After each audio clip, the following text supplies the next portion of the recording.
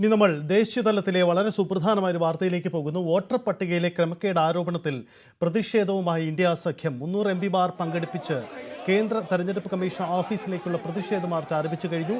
ഇതിനിടെ രാജ്യസഭയും ലോക്സഭയും പ്രതിപക്ഷ ബഹളത്തെ തുടർന്ന് 2 മണിവരെ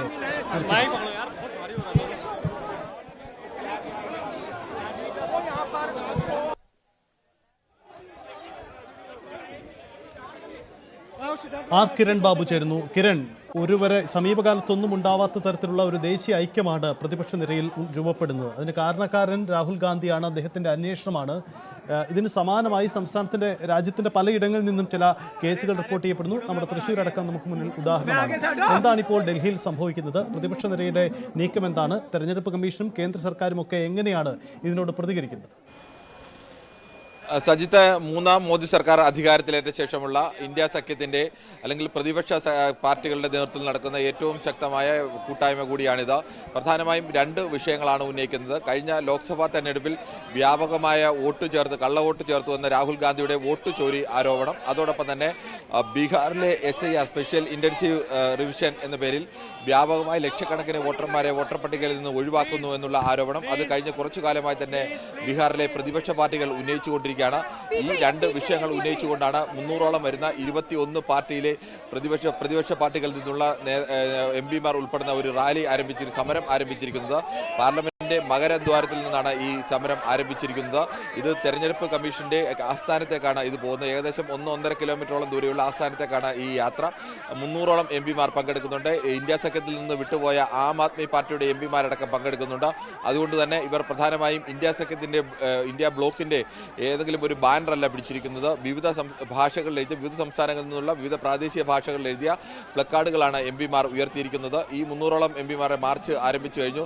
സോണിയാഗാന്ധിയും അതോടൊപ്പം തന്നെ കോൺഗ്രസ് അധ്യക്ഷൻ മല്ലികാർജ്ജുൻ ഖാർഗെയും രാഹുൽ ഗാന്ധിയും അടക്കമുള്ള പ്രധാനപ്പെട്ട നേതാക്കളെല്ലാം ഉണ്ട്. ഇടതു പാർട്ടിയുടെ നേതാക്കൾ, കേരളത്തിൽ നിന്നുള്ള എല്ലാ പാർട്ടികളുടെയും നേതാക്കൾ ഈ റാലിയിൽ പങ്കെടുക്കുന്നുണ്ട്. DMKയുടെ നേതാക്കളുണ്ട്, അതോടൊപ്പം തന്നെ തൃണമൂൽ കോൺഗ്രസ് ഉണ്ട്, SP ഉണ്ട്, നാഷണൽ കോൺഫറൻസ് ഉണ്ട്, മഹാരാഷ്ട്രയിൽ നിന്ന് NCP ശരത് പവാർ വിഭാഗവും അതോടൊപ്പം തന്നെ ശിവസേന ഉദ്ധവ് ബാൽ താക്കറെ വിഭാഗം അടക്കമുള്ള പാർട്ടികളുടെ എംപിമാരെല്ലാം ഇതിൽ പങ്കെടുക്കുന്നുണ്ട്. ഇവർ പ്രധാനമായും ഉന്നയിക്കുന്നത് ഒരു ഇന്ത്യൻ ജനാധിപത്യത്തെ ക്ലീൻ ആക്കുക, ഇന്ത്യൻ ജനാധിപത്യത്തെ ശുദ്ധമായ വോട്ടർ പട്ടിക ഉണ്ടാക്കുക, ക്ലീൻ വോട്ടർ പട്ടിക, ഡിജിറ്റൽ വോട്ടർ പട്ടിക, എല്ലാ മണ്ഡലങ്ങളിലെയും ഡിജിറ്റൽ വോട്ടർ പട്ടിക എംപിമാർക്കും ആവശ്യപ്പെടുന്നവർക്ക് നൽകുക എന്നുള്ളതാണ് പ്രധാനപ്പെട്ട ആവശ്യം. ഈ വോട്ടർ പട്ടികയിൽ വ്യാപകമായ ക്രമക്കേടുകൾ നടന്നിട്ടുണ്ട്. അതിന് ഉദാഹരണമായിട്ടാണ് കർണാടകയിലെ മഹാദേവപുര ഒരു അസംബ്ലിയിൽ മാത്രം 1 ലക്ഷത്തിലേറെ വോട്ടർമാർ ഇങ്ങനെ വ്യാജമായി ചേർത്തിട്ടുണ്ട് എന്നടക്കമുള്ള 5 ഗുരുതരമായ ആരോപണങ്ങൾ പ്രതിപക്ഷ നേതാവ് രാഹുൽ ഗാന്ധി ഉന്നയിച്ചത്. ഈ വിഷയവും ഈ പ്രതിപക്ഷ പാർട്ടികളെല്ലാം ഏറ്റെടുത്തിരിക്കുകയാണ്. കോൺഗ്രസ് ആണ് ഉന്നയിച്ചെങ്കിലും അതിൽ എല്ലാ പ്രതിപക്ഷ പാർട്ടികളും യോജിക്കുന്നു. കേരളത്തിൽ നിന്ന് തൃശ്ശൂരടക്കം ഇത്തരം ആരോപണങ്ങളുമായി കോൺഗ്രസും CPM-ഉം രംഗത്തുണ്ട്. രാജ്യത്തിന്റെ വിവിധ ഭാഗങ്ങളിൽ നിന്ന് വിവിധ പ്രാദേശിക പാർട്ടികൾ ആ സംസ്ഥാനത്തെ വിവിധ മണ്ഡലങ്ങളിൽ സമാനമായ രീതിയിലേക്കുള്ള വോട്ട് അട്ടിമറി നടന്നിട്ടുണ്ട് എന്നുള്ള ആരോപണങ്ങൾ ഉന്നയിക്കുന്നുണ്ട്. ഇതെല്ലാം ഉന്നയിച്ചുകൊണ്ടാണ് തെരഞ്ഞെടുപ്പ് കമ്മീഷൻ ഓഫീസിലേക്ക് മാർച്ച് നടത്തുന്നത്. ഈ തെരഞ്ഞെടുപ്പ് കമ്മീഷൻ ഓഫീസിൽ എത്തും മുമ്പ് ഈ മാർച്ച് തടയും എന്നുള്ള അനൌദ്യോഗികമായ ചില സ്ഥിരീകരണമാണ് പുറത്തു വന്നിട്ടുള്ളത്. എന്നാൽ ഔദ്യോഗികമായി അത്തരം ഏതെങ്കിലും ഒരു സ്ഥിരീകരണമില്ല.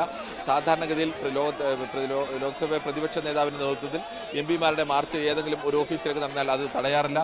പക്ഷേ മുൻകൂട്ടി അനുമതി വാങ്ങിയിട്ടില്ല എന്ന കാരണം പറഞ്ഞ് തടയാനുള്ള സാധ്യത ഉണ്ട് എന്നുകൂടി പറയുന്നു. അങ്ങനെയാണെങ്കിൽ മാർച്ച് മറ്റൊരു തരത്തിലേക്ക് കൂടി നീങ്ങാൻ സാധ്യതയുണ്ട്.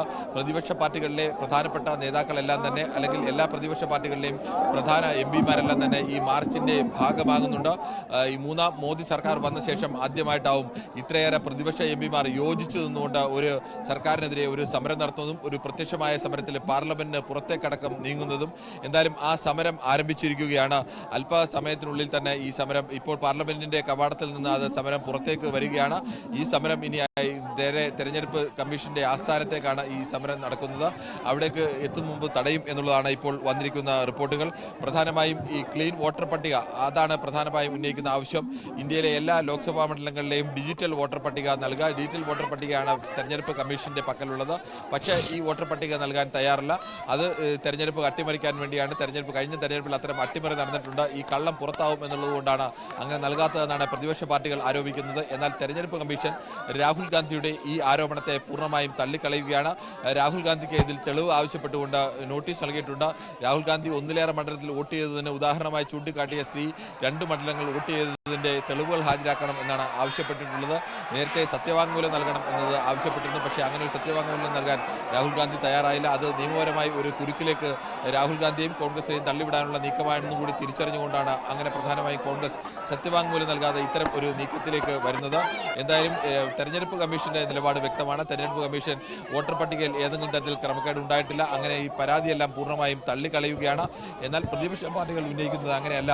ഈ തരത്തിലേക്ക് വോട്ടർ പട്ടികയിൽ അട്ടിമറി നടന്നിട്ടുണ്ട്. ഇതിന് ഉദാഹരണമായി ചൂണ്ടിക്കാണിക്കുന്നത് വൈകുന്നേരം 5 മണിക്ക് ശേഷം പല മണ്ഡലങ്ങളിലും വോട്ടർ ആകെ പോളിംഗ് ശതമാനത്തിൽ വലിയ കുതിച്ചുചാട്ടം ഉണ്ടായി.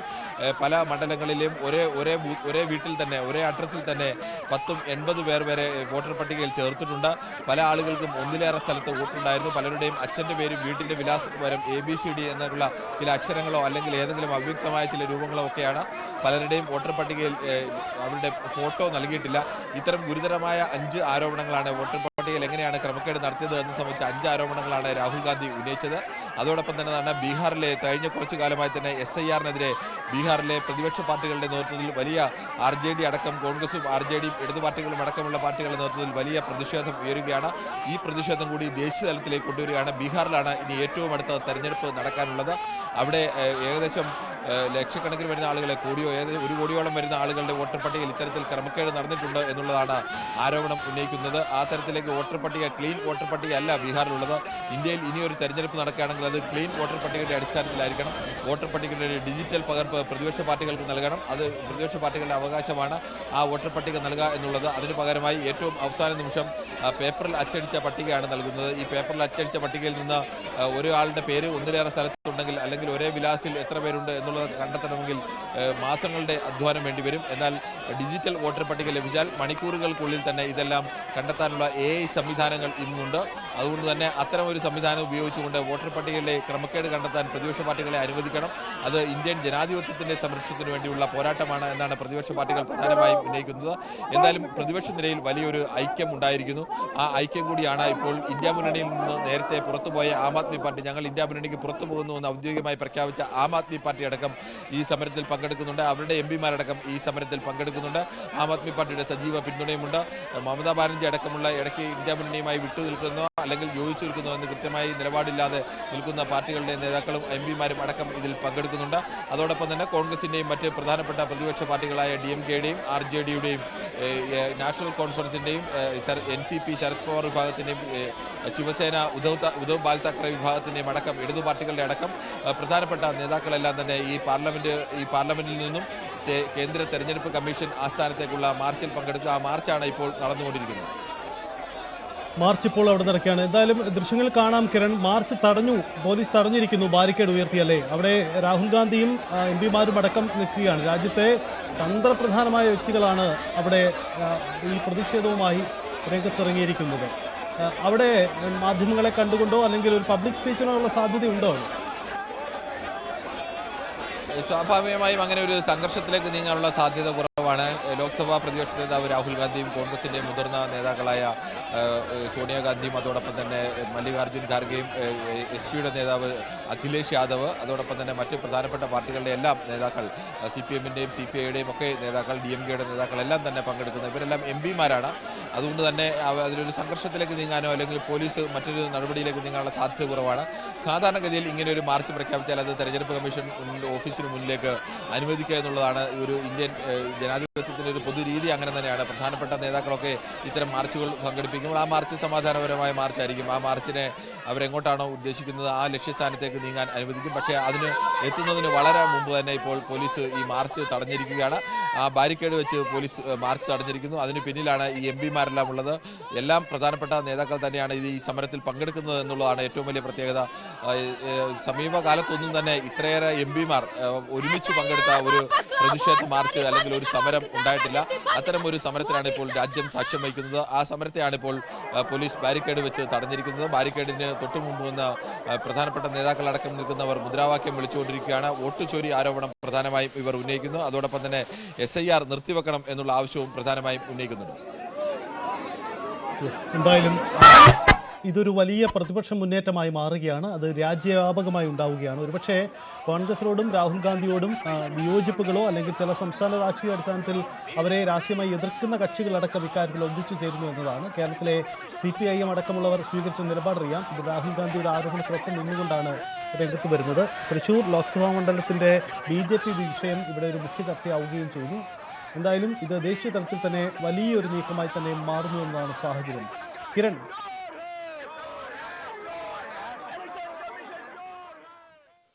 എന്തായാലും ദേശീയ വ്യാപകമായി തന്നെ വലിയ പ്രതിപക്ഷ മുന്നേറ്റമായി ഇത് മാറുകയാണ്. ഡൽഹിയിൽ നാടകീയ നീക്കങ്ങൾ നമുക്ക് പ്രതീക്ഷിക്കാം. നമുക്ക് ഈ ദൃശ്യങ്ങളിലേക്കും വാർത്തകളിലേക്കും തന്നെ മടങ്ങി വരാം. ഇടവേള.